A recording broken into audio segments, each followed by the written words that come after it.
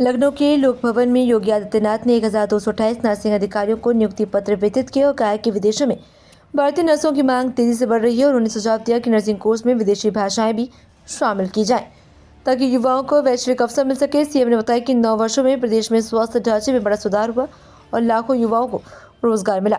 उन्होंने नर्सिंग पेशे को सेवा और संवेदना से जुड़ा बताते हुए इसे बेहतर भविष्य का क्षेत्र बताया। योगी आदित्यनाथ सरकार की त्वरित मक्का विकास कार्यक्रम योजना से यूपी के किसान अब पारंपरिक धान छोड़ स्वीट कॉर्न की खेती से अच्छा मुनाफा कमा रहे हैं। गोरखपुर के ब्रह्मपुर क्षेत्र में किसानों ने 90% सब्सिडी वाले बीज और आधुनिक तकनीक की मदद से महज 2.5 महीने में फसल तैयार की। प्रति एकड़ 40 कुंटल उत्पादन और करीब 1 लाख रुपए तक की आय ने किसानों की तस्वीर बदल दी। ये पहल अब अन्य जिलों के किसानों के लिए भी प्रेरणा बन रही है और खेती को लाभकारी बना रही। उत्तर प्रदेश में योगी आदित्यनाथ सरकार की योजनाओं का असर अब जमीनी स्तर पर दिख रहा है। बरेली की नसरीन भी स्वयं सहायता समूह से जुड़कर आत्मनिर्भर बनी और आज सफल बेकरी व्यवसाय चला रही हैं। राष्ट्रीय ग्रामीण आजीविका मिशन के तहत मिली आर्थिक मदद से उन्होंने अपना काम शुरू किया और अब 10 महिलाओं को रोजगार दे रही हैं। उनका समूह हर महीने करीब 1 लाख रुपए कमा रहा है। नसरीन की सफलता ग्रामीण महिलाओं के लिए प्रेरणा बन रही है और आत्मनिर्भर भारत की दिशा में मजबूत कदम मानी जा रही है। उत्तर प्रदेश राज्य सड़क परिवहन निगम में महिला परिचालकों की कमी जल्द दूर होगी। निगम 2584 पदों पर संविदा के आधार पर भर्ती करेगा। इंटरमीडिएट पास अभ्यर्थियों का चयन मेरिट के आधार पर होगा। कोई लिखित परीक्षा नहीं होगी। दयाशंकर सिंह के अनुसार 25 मार्च से विभिन्न जिलों में रोजगार मेले आयोजित होंगे। चयनित महिलाओं को प्रति किलोमीटर 2.16 रुपये पारिश्रमिक, प्रोत्साहन राशि, ईपीएफ और अन्य सुविधाएं मिलेंगी। इस पहल से महिलाओं को अपने गृह जनपद में रोजगार के अवसर मिलेंगे। भारतीय जनता पार्टी ने यूपी में नए जिला कार्यकारिणी की घोषणा कर कई कार्यकर्ताओं को बड़ी जिम्मेदारी दी।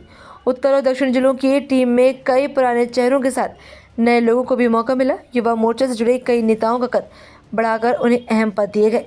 फर्रुखाबाद में भी नई टीम घोषित की गई जिसमें उपाध्यक्ष, महामंत्री और मंत्री पदों पर नियुक्तियां हुई।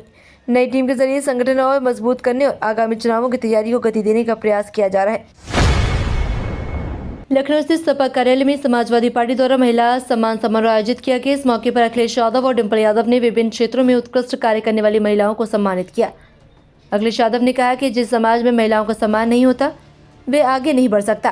कार्यक्रम के जरिए 2027 चुनाव से पहले महिला मतदाताओं को साधने की कोशिश भी दिखी। इस दौरान शिक्षा, खेल, समाज सेवा और पत्रकारिता समेत कई क्षेत्रों में महिलाओं को पुरस्कार दिए गए।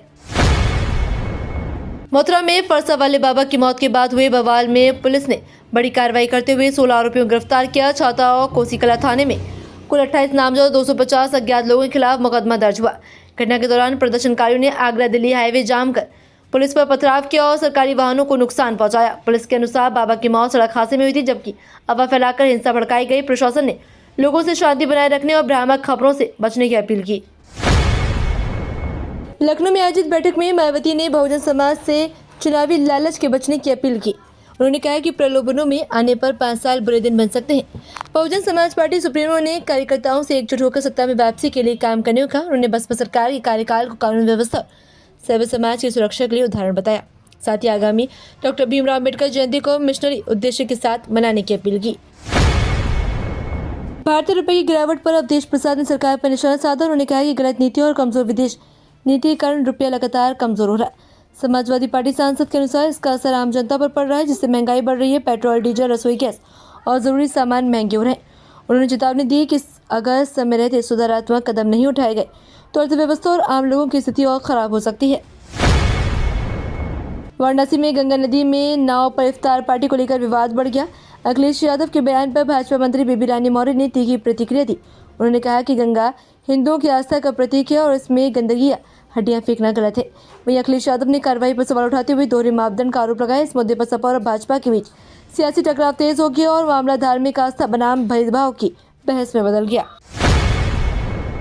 फिल्म धुरंधर द रिवेंज में दिखाया गया अतीफ किरदार अतीक अहमद से प्रेरित बताया जा रहा है, जिस पर विवाद बढ़ गया। फिल्म में आईएसआई और नेपाल कनेक्शन दिखाया गया, जबकि विपक्षी नेताओं ने उसे प्रोपेगेंडा बताया। पुलिस चार्जशीट में हथियार तस्करी और संदिग्ध संपर्कों का जिक्र जरूर रहा, लेकिन आईएसआई कनेक्शन अदालत में साबित नहीं हो सका। 2023 में प्रयागराज में अतीक और अशरफ की पुलिस कस्टडी में हत्या हो गई थी। ऐसे में फिल्म और हकीकत को लेकर बहस तेज हो गई है। एलपीजी संकट के बीच सेंट्रल यूपी गैस लिमिटेड और हिंदुस्तान पेट्रोलियम ने पीएनजी कनेक्शन पर आकर्षक ऑफर शुरू किए। 30 से 31 मार्च तक उपभोक्ताओं को कम कीमत में कनेक्शन, फ्री गैस और क्रेडिट और आसान किस्तों की सुविधा दी जा रही है। घर बैठे मोबाइल ऐप से रजिस्ट्रेशन भी संभव है। एलपीजी कमी के चलते लोग तेजी से पीएनजी की ओर रुक रहे हैं। कंपनियां इस मौके का फायदा उठाकर नए कनेक्शन बढ़ाने में जुटी हैं और गैस बाजार में अपनी पकड़ मजबूत कर रही हैं। पश्चिम बंगाल विधानसभा चुनाव से पहले धर्मेंद्र यादव ने बड़ा बयान देते हुए ममता बनर्जी की जीत का दावा किया। उन्होंने कहा कि तृणमूल कांग्रेस को ऐतिहासिक बहुमत मिलेगा क्योंकि ममता ने जनता के लिए लगातार काम किया है। साथ ही उन्होंने भाजपा पर चुनावी हथकंडे अपनाने का आरोप लगाया। ये बयान सपा और टीएमसी के बीच बढ़ती नजदीकियों और विपक्षी एकजुटता पर संकेत माना जा रहा है। उत्तर प्रदेश के सर्किट हाउस में हुई समन्वय बैठक में बिजली व्यवस्था को लेकर जनप्रतिनिधियों का गुस्सा खुलकर सामने आया। सांसद छत्रपाल गंगवार ने विजिलेंस जांच के नाम पर हो रही कथित वसूली और कड़ी नाराजगी जताई और अधिकारियों को तुरंत सुधार की चेतावनी दी। उन्होंने कहा कि बिना मीटर रीडिंग के बिल बनाना और उपभोक्ताओं को परेशान करना बंद किया जाए। वहीं स्मार्ट मीटर से नेगेटिव बैलेंस पर तुरंत बिजली कटौती को लेकर भी विरोध हुआ। जनप्रतिनिधियों ने इस जनता के साथ अन्याय बताया। अधिकारियों ने आश्वासन दिया कि शिकायतों पर कार्रवाई होगी और व्यवस्था में जल्द सुधार किया जाएगा। 23 मार्च 2024 को उत्तर प्रदेश में मौसम सामान्य से बदलता हुआ नजर आएगा। पश्चिमी यूपी के शहर जैसे मेरठ, मुजफ्फरनगर, सहारनपुर और नोएडा में हल्के बादल छाए रह सकते हैं। कुछ इलाकों में हल्की बूंदाबांदी और तेज हवाएं चलने की संभावना है, जिससे तापमान में हल्की गिरावट आ सकती है। दिन का तापमान 28 से 32 डिग्री सेल्सियस के बीच रहने का अनुमान है, जबकि रातें ठंडी रहेंगी। मौसम विभाग के अनुसार किसानों को सतर्क रहने की सलाह दी गई है, खासकर फसलों को तेज हवा और हल्की बारिश से बचाने के लिए। तो ये थी आज की 15 फटाफट खबरें। अगर आपको वीडियो पसंद आया तो वीडियो को लाइक, शेयर व कमेंट जरूर करें। धन्यवाद।